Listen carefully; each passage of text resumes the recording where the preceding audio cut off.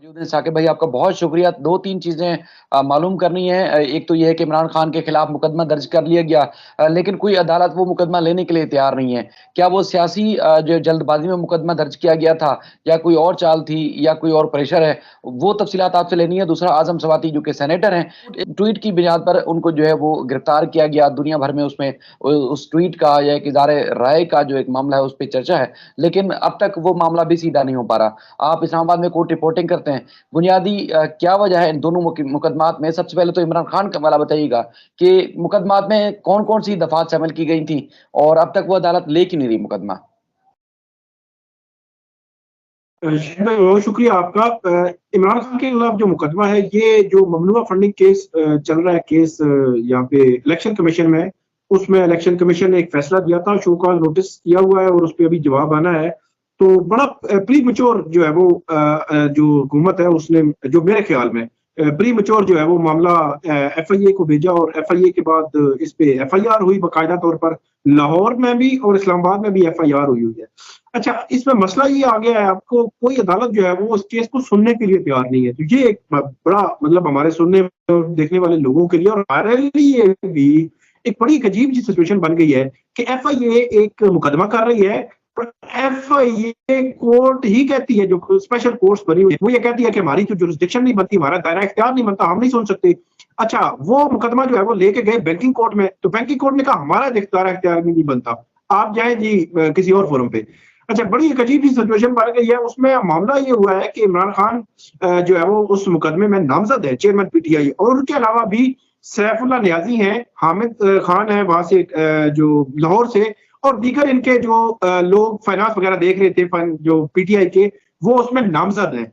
अब यहाँ की जो इस्लामाबाद की जो जुडिशल कम्प्लेक्स है, वहां पे 2 से 3 लोग जो है वो वहां पे जमानत लेने के लिए गए। बल्कि अभी 2 मिनट पहले भी एक वकील साहब से मेरी बात हो रही थी, तो उन्होंने कहा हम जमानत के लिए गए हैं इसी मुकदमे में जिसमें हम नामजद हैं। तो वहां की जो बैंकिंग कोर्ट है उसने कहा हमारी जुरिस्डिक्शन नहीं बनती, हमारा दायरा इख्तियार नहीं बनता।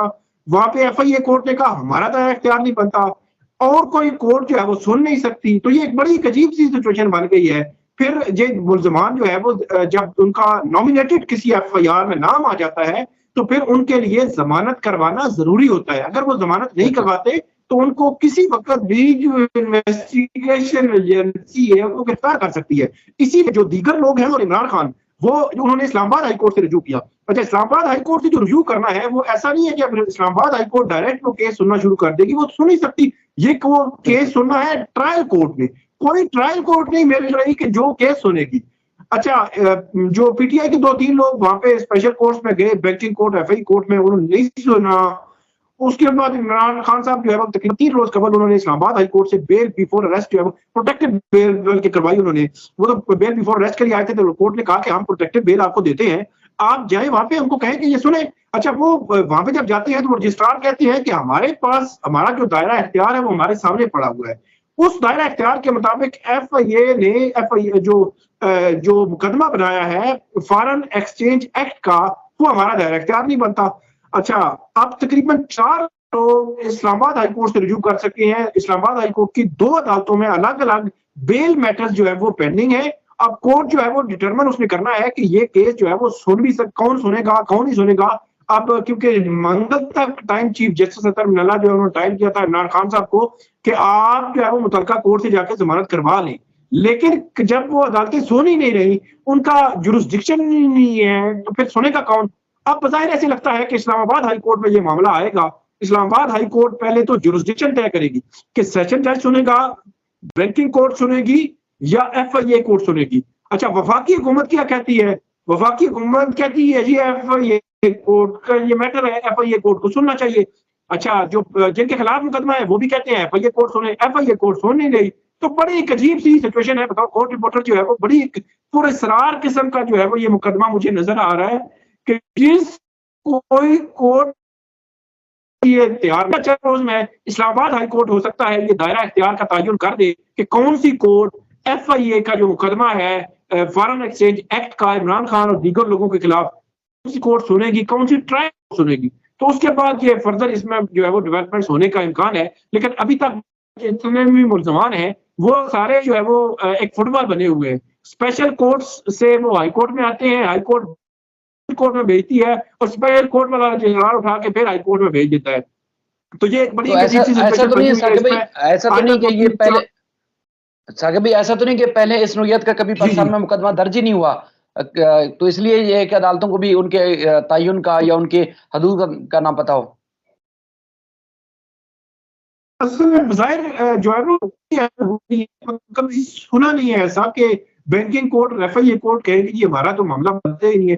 डेफिनेटली उनकी जो जुरिस्डिक्शन है उन्होंने उसी के तहत चलना होता है, वो उससे बाहर नहीं जा रहे। कोई मुकदमे में असल में जो फॉरेन एक्ट के तहत या तो ये है कि आप कहें मनी लॉन्ड्रिंग की है, मनी लॉन्ड्रिंग वाला मामला नहीं है ये, तो बड़ी एक अजीब सी सिचुएशन है। या आप ये कहें कि करप्शन की है, करप्शन भी नहीं की, क्योंकि जो आई है वो थ्रू बैंकिंग चैनल आई है।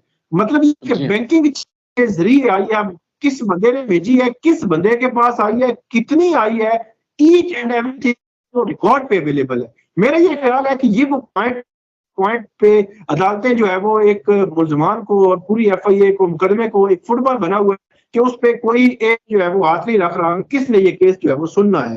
तो ये सारा सिनेरियो है इमरान खान साहब के खिलाफ जो केस है उसका। दूसरे केस की आपने बात की कि जो आजम सवाती हैं, वो भी जी बड़ा जी की वजह से। जी जी शायद भाई। जी जी, आजम सवाती के हवाले से बताइएगा, क्या मामला है, उनका जो रिमांड है तो सी हो गई है, एक ट्वीट में इतना फंस गए वो। इमरान जो आजम स्वाति का खिलाफ मुकदमा है वो एक ट्वीट का है। उसके दो तीन जी पहलू मैं आपको बता देता हूँ। एक पहलू तो ये है कि एक दिन का रिमांड हुआ है, कल फिर दोबारा लाएंगे। रिमांड क्यों हुआ है, एफआईए क्यों रिमांड ले रही है? एफआईए कहती है जी हमें एक तो मोबाइल रिकवर करना है, फिर कहती है जी हमें ट्विटर का पासवर्ड लेना है, तीसरा कहते हैं जी हमारे साथ ये तावन नहीं कर रहे, दीगर चीजें भी हमने देखनी है।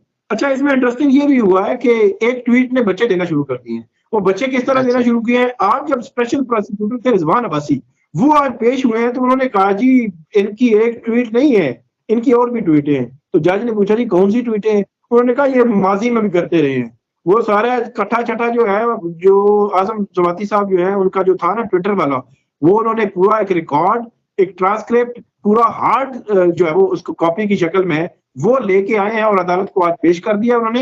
उन्होंने कहा ये एक लंबा जो है वो सिलसिला है, और उन्होंने कहा कि एक मुनज़्ज़म मुहिम थी इदारों के खिलाफ जो इन्होंने शुरू की। अच्छा, उसके काउंटर में फिर जो वहां पे वकील आजम सवाती के, उन्होंने कहा जी अगर तो एफआईए ने ये एक बड़ा तमाशा लगाना है, उन्होंने कहा जी एक ट्वीट हुई, उस ट्वीट को आजम सवाती तस्लीम करते हैं, आजम सवाती का वकील तस्लीम करता है। एफआईए का इल्जाम भी ये है कि इन्होंने ट्वीट की है। वो कहते हैं कि बाबर वान ने कहा आजम सवाती के वकील ने, हम ये कहते हैं कि कानूनी कवर है ट्वीट को, एफआईए कहती है कानूनी कवर नहीं है, तो इस पे बात होनी चाहिए। तो वो कहते हैं कि मोबाइल कहां से आ गया, बाकी चीजें कहां से आ गई? जब एक चीज एडमिट कर रहे हैं हम, ट्वीट हमने की है, तो फिर बाकी चीजें कहां से आ गई? वहां भी बाबर वान ने कहा तो आपने ये तमाशा लगाना है। तो फिर आज जो हुकूमत में है, इनके बयानात, इनके वीडियो बयानात, इनकी ट्वीट्स, इनकी जितनी चीजें, वो हम आइंदा बात पे यहाँ पे एक प्रोजेक्टर लगाएंगे, उसमें दिखाएंगे आपको कि कौन कौन क्या बोलता रहा है और आज वो हुकूमतों में। तो वो उन्होंने काउंटर किया उनको। एक और बात उन्होंने की थी दो टॉर्चर के हवाले से जो थी, उन्होंने कहा मेडिकल कौन करवाता है, मेडिकल किस तरह हो रहा है, वहां पे कौन जो लोग जो है वो मेडिकल की रिपोर्ट्स नहीं लिखने देते। वो कहते हैं ये सारी चीजें भी हम बताने के लिए तैयार हैं, अगर चैम्बर में हमें सुन लें तो हम ये चीजें भी बता देंगे कि वहां चल क्या रहा है, मेडिकल होता कैसे है। तो ये सारा सिनेरियो था इस केस का जो आज की प्रोसीडिंग्स थी उसमें, और उस प्रोसीडिंग्स में एक रोज का रिमांड दिया गया है। हालांकि मेरे ख्याल में रिमांड कोई नहीं था। जब एक चीज एडमिटेड है, मोबाइल के हवाले से पूछा गया मोबाइल किधर है, तो आजम सवाती साहब ने कहा मेरा मोबाइल मेरा पर्सनल मोबाइल था, उसमें मेरी बेटी की तस्वीरें थी, उसमें मेरी फैमिली की तस्वीरें थी, सारी चीजें थी, इसलिए मैं मोबाइल नहीं दे सकता था। वो मोबाइल मैंने फेंक दिया था जब ये गिरफ्तार शायद करने आए। अच्छा, ये अब सिनेरियो रहा कोर्ट का है।